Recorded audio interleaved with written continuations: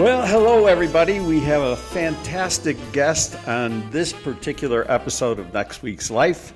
I think you all know him. He's been around the industry for quite a while and got a great reputation. So if you don't mind, say hello to Larry White. How are you, Larry? I'm great. And by the way, thank you so much for just saying quite a while as opposed to saying the actual number of years. Well, I'm a little sensitive to that given my youth. You know, I don't. Anyway, so to everyone that's listening, I do, with all seriousness, I think you all know Larry. He's been around for quite a bit, got a wonderful reputation. He's the president and CEO of Toshiba. And Larry, we're honored to have you on this particular show. So thank you. Thank you so much for having me. You are welcome. So we're going to have a little bit of fun and probably do hopefully a little controversial stuff and make it impactful. Hopefully less controversial and we'll make it fun. But recently, I'll start out with a hard one. There have been press releases about your Toshiba new relationship with Ricoh. So I think we'll just come right out of the gate and ask you, how did that happen? What are you thinking about it? And where are you going? Seriously, no warm-up questions first? No, we're going to get right at it. We'll pick up Sinatra later. I'm in the batter's box and I'm facing a 100-mile-an-hour fastball. What are you doing to me? Yeah, this one is actually pretty easy to explain. So everybody knows what happened over the last few years with COVID and supply chain issues and everything else. And everybody also knows that total unit volume is dropping, and every year some analysts say it's between 3 to actually the latest one is up to 11% per year. I don't necessarily agree with all those. I'm more of a bullish person when it comes to the print industry, but it is what it is. But the one thing we know is that it is declining. When you're a manufacturer, I don't care what you're manufacturing, when your volume declines, it gets really expensive. And it's hard to make that up. And I think if you take a look at COVID, when the manufacturers' volume dropped by about 30%, virtually every one of them quit making money, and it was really hard to recoup that. So strategically, you have to address it one way or another. You either have to form a relationship with somebody or figure out ways to dramatically cut your costs, because manufacturing costs at the same time that volumes are declining, manufacturing costs are going up. So it's a common issue that every manufacturer in our industry is going to face at some point. So we strategically have been working on this for a couple of years now. We have a partnership with Ricoh. They manufacture some accessories for us. And after a number of conversations, we decided that it's probably a good idea to look at forming some sort of venture together or a joint venture together to figure out some of the manufacturing issues that we're going to face. And after that period of time, we got with Ricoh, did some negotiation, and formed this joint venture on the manufacturing side. So it really does solve the volume issue. So if you take the combined worldwide market share of both companies, we're about 22.8% of the total share out there, right? So if you take that and extrapolate it, then basically 1 every 4 products is going to be manufactured by this Toshiba Ricoh joint venture out there, and it's going to help us manage through the next, at least 7 to 10 years as these volumes decline. So it is a very smart thing for the long-term health of our company and also for our partner in that in Ricoh. Although I hate saying nice things about Ricoh, but it is a good company and they've got some good technology. We've got great technology. The joint venture, you will not see new products developed by the joint venture for at least 3 years. So it'll be a while before that occurs. But when the joint venture finally does form, which will probably be April to June next year, something like that, you'll see products that are our current product lineup that we manufacture is going to be manufactured by the joint venture, and then the current product lineup that Ricoh has is going to be manufactured by Ricoh. So that, in a nutshell, is what occurred with that joint venture, and the announcement was made back in late April. So all good with that. I think it's a smart strategic move. Every manufacturer is going to have to address it one way or another. We just chose to address it this way. That's really important insight 22%, if you extrapolate those numbers, that makes you a pretty formidable partnership going forward. I'm kind of curious, the cost per pound components of manufacturing really plays out here. Do you see any other partners joining this particular joint venture? That is so. We've had interest from at least one other party in joining this joint venture. I mean, it makes sense, right? So, yeah, I mean, you take a look like laptops. I mean, laptops all look the same. They have virtually 98% common components. MFPs are the exact same thing today. So, yeah, it's if you can differentiate the product, which we're going to do. We're going to have our own UI, our own IP inside the product that'll differentiate us from what Ricoh will have. You can certainly do that for a third partner and gain more economies. And the other thing I didn't say about manufacturing right now is it's getting harder, right? So you got a lot of geopolitical issues out there right now. It's no secret a lot of the manufacturers have manufacturing in China, which is those relationships are strained. If you manufacture your product in China, you have a 15% tariff that you're paying, so that adds to the cost. You also have a lot of environmental considerations you have to have. So products have to be made strictly to meet certain environmental testing requirements, which are very expensive, and they vary region by region, so it adds cost to the manufacturing piece. So, right now it's kind of more the merrier. It's the way I'd look at it. Well, honestly, when I first read it, I thought, wow, that's really different and pretty brilliant. Yeah. Because that is the Achilles heel, right? I mean, it's the development, the manufacturing cost, and delivery, supply cost, right? So I thought it was a brilliant move. How's the marketplace, in your opinion, responding to it? Well, so far it's been really, really positive. So when we made the announcement that morning, I had a press conference with all the analysts to explain what was going on. So I handled that. Then I had a separate meeting with all of our dealers, another video call with them, and then last was our employees, and I openly asked, said, ask any questions, right? We're an open book, let us know what you think, and kind of the same reaction, the same as yours, right? Boy, that's outside the box, but it makes so much sense. That's the only how do I say this? The only kind of downside is that you've got the people who are always talking about the rumors of, well, Ricoh is going to buy Toshiba or Toshiba's going to buy Ricoh. Look, I'm going to tell you right now, Toshiba has no intention of buying Ricoh out there, so we're fine on that side. But if you look at it from a manufacturing perspective, when one company buys another company, they're buying it to get volume, right? On the manufacturing side, why would you acquire somebody like a Toshiba or Toshiba acquire Ricoh or another person when you've already got that, when you've got that manufacturing volume, which is all you're really, really looking for out there. So, it turned out to be a really good thing for us, and it'll be exciting to see what products we develop in the next 3 years. Well, it definitely was the noisemaker for this year, and I think it's all settled in. Everything I hear is very positive, and when explained like you just explained it, it makes perfectly good sense. So I'm looking forward to seeing what you guys come up with. Both companies come up with going through this year and into next year. So let's roll back a few questions and talk about Larry. So Larry, how long have you been with Toshiba, and how long have you been in the industry? So I have been with Toshiba for 27 years. I have been in the industry for 45 years. So that's I wish I could put it in dog years instead. So it'd be a little bit nicer. So it's basically between I'm 6.5 dog years into this industry. So Toshiba has been pretty much your life, or at least more. Yeah, I started a company called Savin years ago, and I started as a sales rep. And what was kind of funny is so about 2 years into my selling career, there was I think it was Time Magazine, it might have been Time, Newsweek, and they had an article about the paperless office and how that was coming.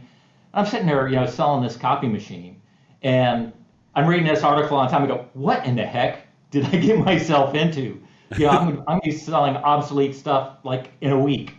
And, thank God that never transpired. But yeah, so I sold equipment, for a few years, and then worked my way up through, management at Savin Corporation. Worked with Brian Merriman when I was there. Went through the bankruptcy stage with that. I will tell you, best education you could ever get and not have to pay for, because it was absolutely amazing working with him through that part of my life and understanding what goes on and what bankruptcy does and doesn't really mean. And so did that. Worked there from till 1996. Came over to Toshiba. Toshiba had started their acquisition company. Weren't doing very much. They'd acquired 2 dealers in 3 years. They brought me over to get that jump started. And did that for a few years, and then moved back over to running the sales organization and kind of worked my way up from there. So you work for Brian Merriman and Rick Taylor. So here's the thing. So I have worked with some of probably the most influential, great leaders, smart marketeers, brilliant businessmen ever in my career. I worked for Brian Merriman, I worked for Rick Taylor, and I worked for Scott McCabe. And each one of them, and I'm so blessed to have them mentor me. Well, either they mentor me or were trying to get me out of the business. I can't remember which one, but I got a chance to work with them, and I've learned so much. With Brian, I learned that when you face an issue, it's best to address it head on. And that was kind of the thing I really learned from him when we went through the bankruptcy issue is, listen, it is what it is, so let's address it and get it out there and handle it. With Rick, everybody knows Rick. I mean, that is just a great guy.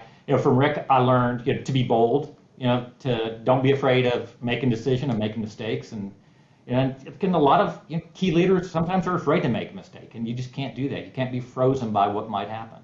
Mm-hmm. And then from Scott, he was a brilliant strategist and tactical manager, the best I've ever worked with. So each one of those individuals taught me so much throughout my career and really helped develop me for where I am today. The only great leader that I haven't worked for in this industry is you. So.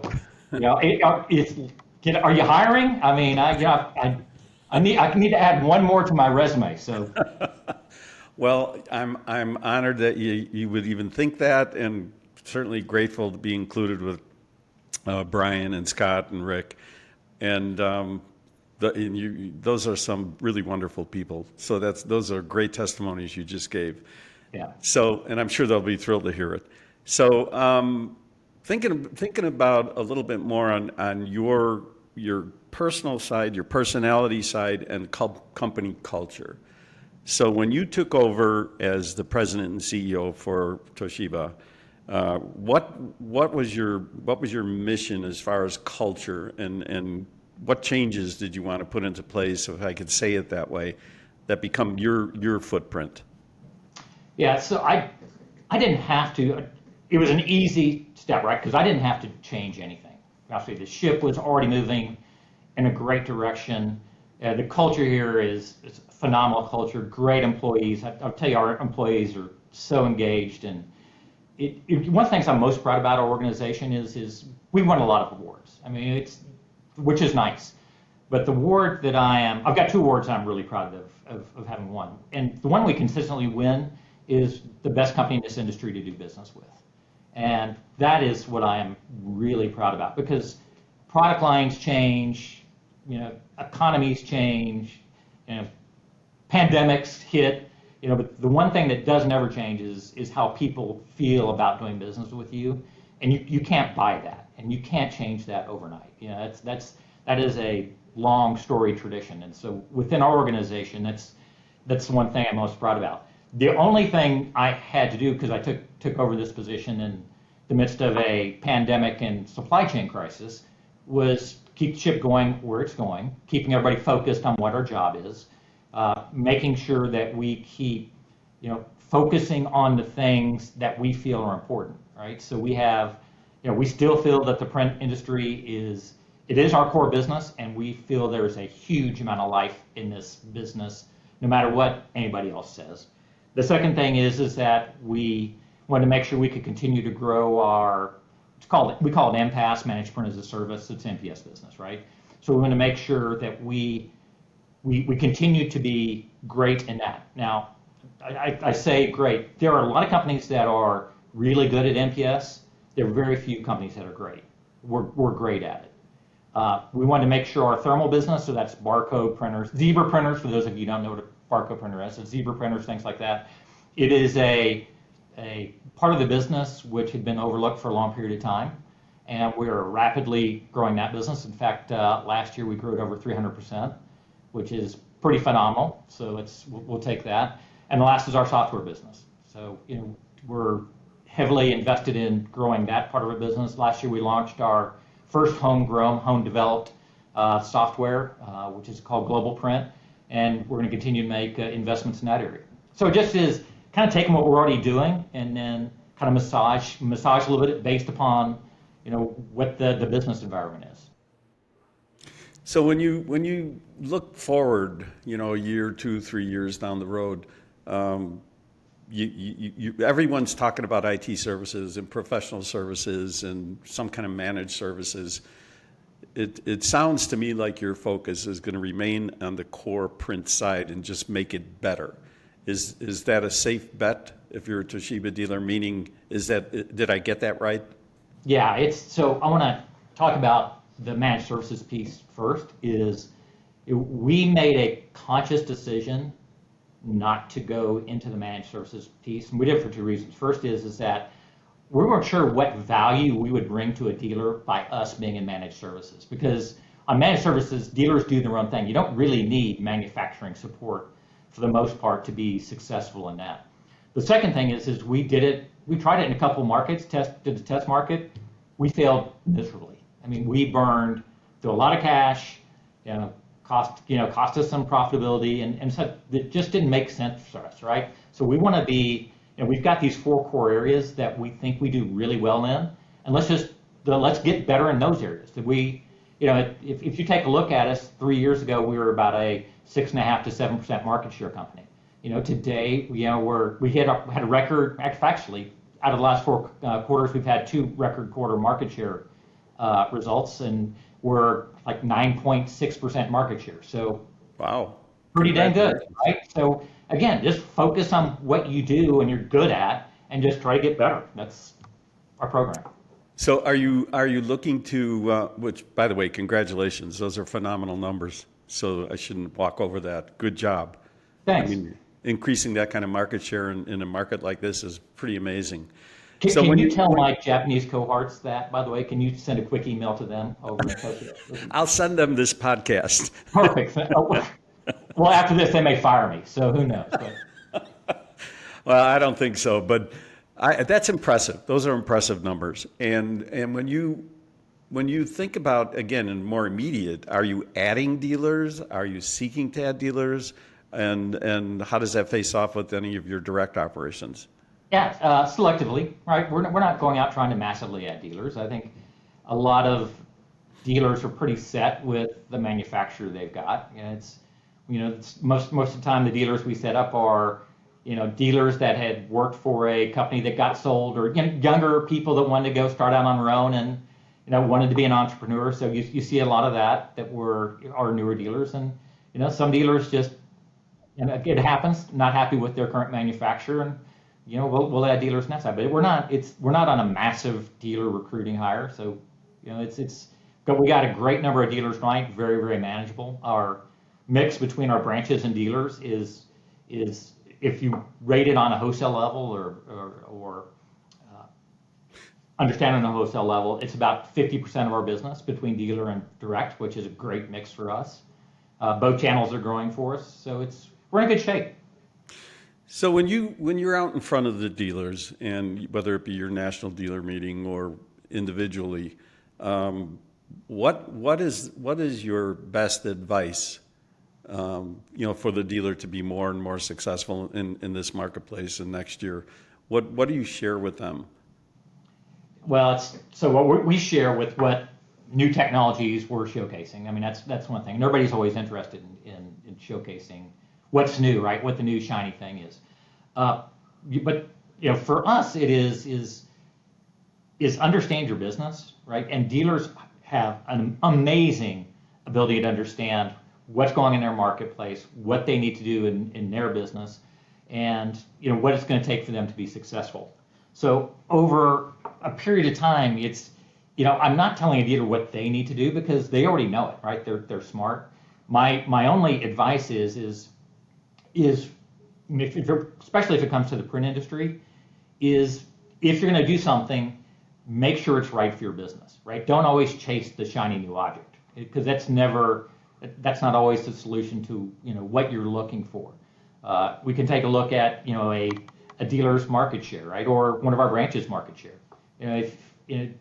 If you're under 10% market share, you've got plenty of room to grow, and you can invest in that a lot cheaper than you can going and investing in a whole brand new, a new venture somewhere, right? So, make sure you're evaluating what the return you're going to get from investing internally versus investing to something and moving into a new direction. So you've been in the business for quite a while, as we talked about, and wonderful career. And you're right, you had 3 great mentors, and you're obviously standing on your own 2 feet, far and away better than most. So congratulations about taking on a responsibility and really making it hum. I'm kind of curious, when you look at your dealer community, and without naming names, what do you think is making Toshiba dealers really successful today? I mean, I'm always curious when you see the various brand names out there, but some of them are, well, let me back up. Are most of your dealers single line, or where is Toshiba in the pecking order typically for a dealer?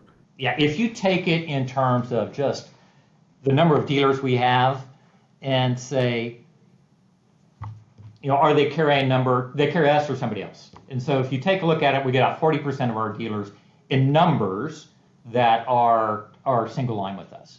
And that's in the A3 space, right? Because we have a multi-vendor strategy in A4 and in the printer market. So we have relationships with Lexmark, Brother, HP.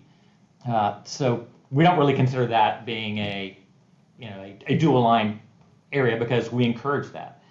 But one of the things that we also do is that if you take it as a part of revenue, so total revenue we get from our dealer community versus the sheer numbers, it's about 20% are exclusive because we've got some very large, very, very successful dealers that that also carry another product line, which is obviously not very unusual in the market these days. So if you want to take it numbers, about 40%, revenue about 20%. So when you look at, just by the way, the next 6 months, I think your year end is March, correct? Yes. Oh yeah. And I'm excited about it too, by the way. And it's here's kudos to you, right? It's always good to suck up to the host on the podcast. But what you have done with BTS is just absolutely phenomenal, and I applaud you for having the foresight to start the program because dealers are all worried about, all right, what is the future of my company? What are the other technologies are out there? What are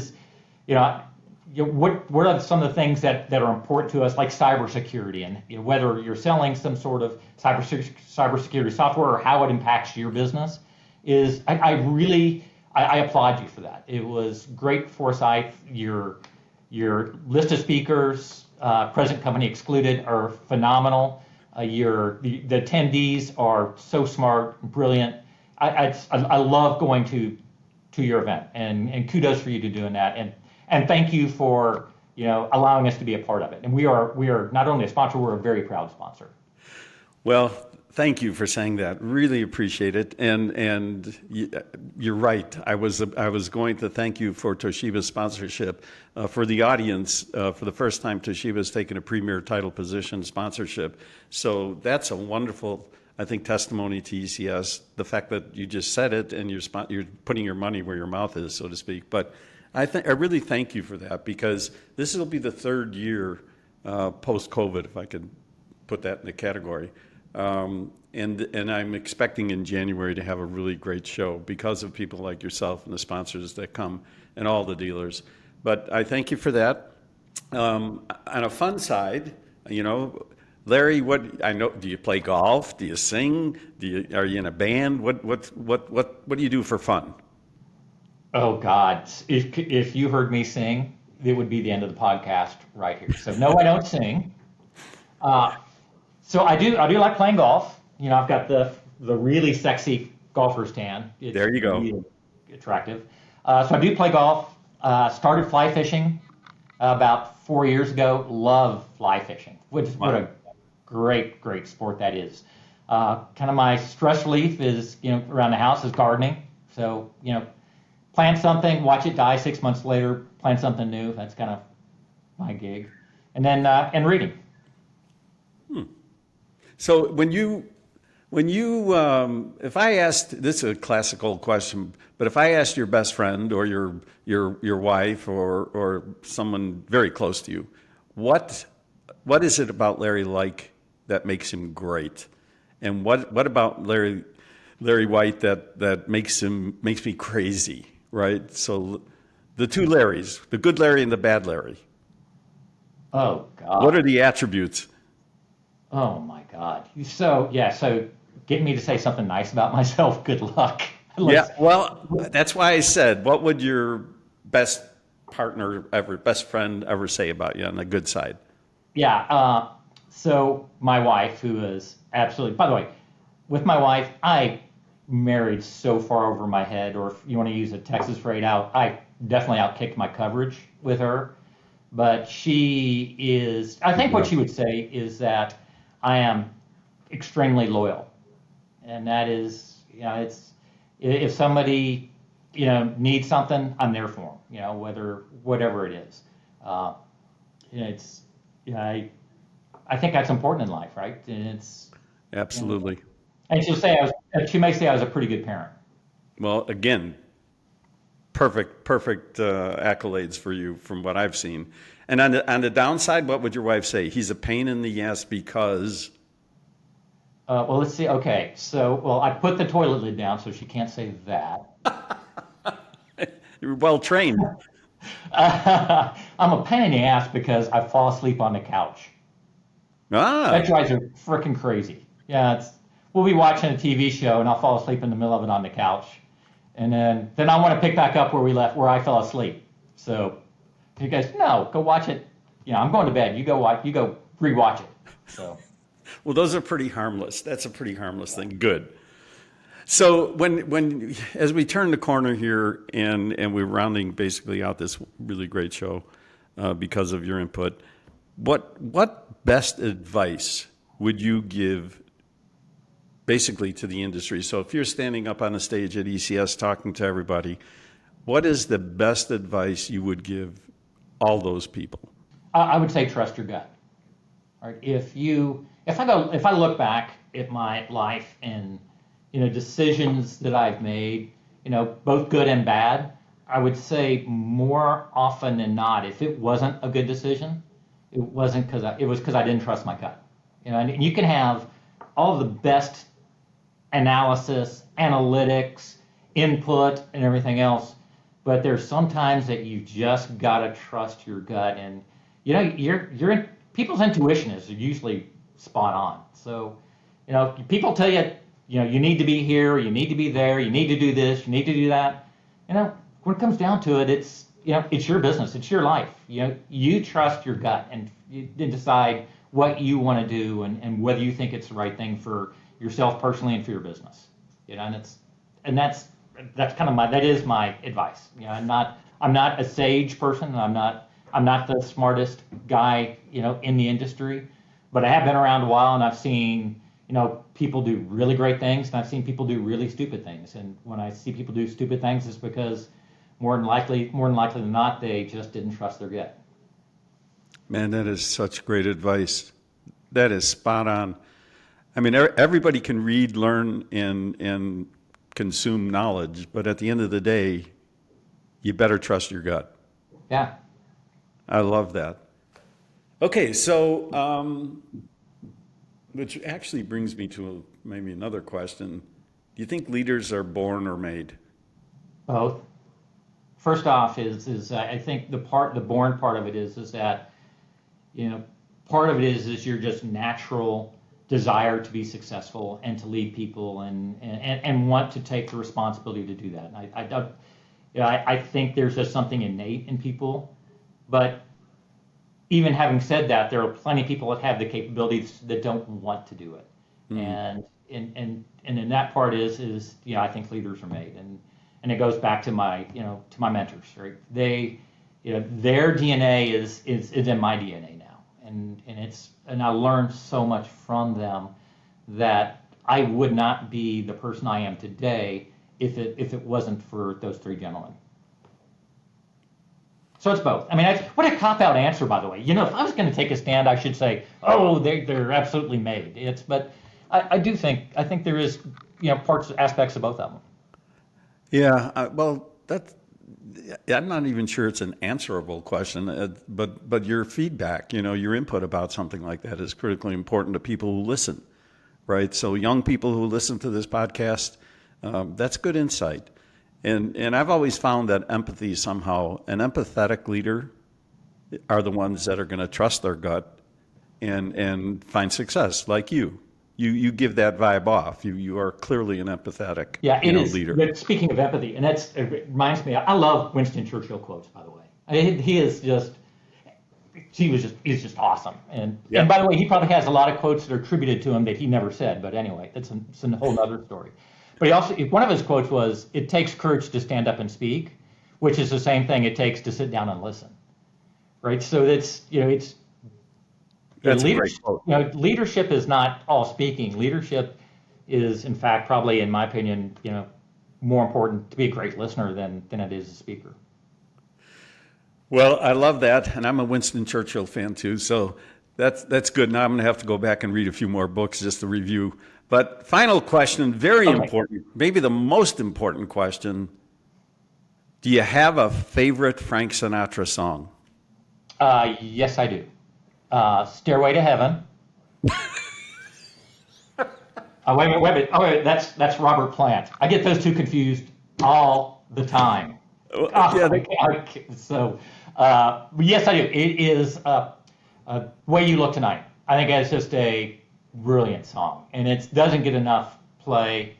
It's one of those songs that, when you hear it, just kind of tugs at your heart. Just an amazing song. Real quick story is in 1993, I got to see Frank Sinatra in West Palm Beach at the Kravitz Center, and his son, by the way, was the band leader. Oh my God! It was nuts. It was so cool. I just, even when I went to that show, and God, I was much younger then, I was still like the youngest person there by about 20 years. I just hope the younger generation today gets a chance to listen to, the classics like Frank Sinatra, Tony Bennett. I mean, he's just Dean Martin, Sammy Davis Jr., great crooners of their time. That their music was it will last forever. Well, I'm trying to do my part, Larry. I think you and I together and a few others, we can keep that whole next Buble thing happening. I think he's a good kid too. He can belt out a few classics. But I'm with you. The guys, never forget about Sinatra. Never forget about Tony Bennett. Never forget about those old guys that really knocked the ball out of the park. But you got to see him. That's outrageously wonderful. Have you ever seen him? Did you ever get to see him live? I never had a chance to see him live. Yeah, man. I know. I did get to see Tony Bennett, but I never got a chance to see Sinatra. And I've never had anybody confuse Sinatra with Stairway to Heaven, but anyway, Larry. You know what? I bet you he could sing Stairway to Heaven. Well, he would have done it cool, that's for sure. You're exactly right. Anyway, Larry, it's a pleasure. I admire you and what you do at Toshiba. I admire you and you have my respect and appreciation for everything you do for the industry. Great job on the podcast. And at the very least, I'll look forward to working with you at ECS in January. Absolutely. And look forward to seeing you in January. Thank you, Larry. Appreciate it. Thanks, Mike.